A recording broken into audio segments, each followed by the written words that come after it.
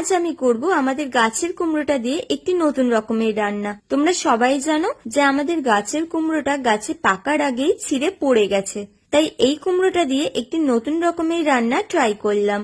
কুমড়োতে যেহেতু চিংড়ি মাছ দেবো, তাই বাপিকে বলেছিলাম আজ বাজার থেকে চিংড়ি মাছ আনতে। মা এখানে আমাকে মাছগুলো বেছে ধুয়ে দিল, ততক্ষণ আমি কুমড়োটা ডুমো ডুমো করে কেটে নিলাম।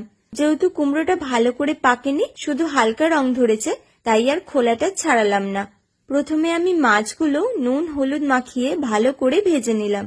তারপর ওই তেলেই রাঁধুনি ফোড়ন দিয়ে কুমড়োটা হালকা করে ভেজে জল দিয়ে দিলাম। তোমরা কিন্তু এই রান্নাটা অবশ্যই কচি কুমড়ো দিয়েই ট্রাই করো। জলটা ফুটে এলে তাতে নুন হলুদ লঙ্কা দিয়ে কিছুক্ষণ চাপা দিয়ে রেখেছিলাম। 80% মতো সেদ্ধ হওয়ার পরে ঢাকনা খুলে ভাজা চিংড়ি মাছগুলো দিয়ে নেড়ে জলটা কিছুটা শুকিয়ে এলে শেষে ভাজা ধনে জিরে গুঁড়ো দিয়ে রান্নাটা কমপ্লিট করলাম।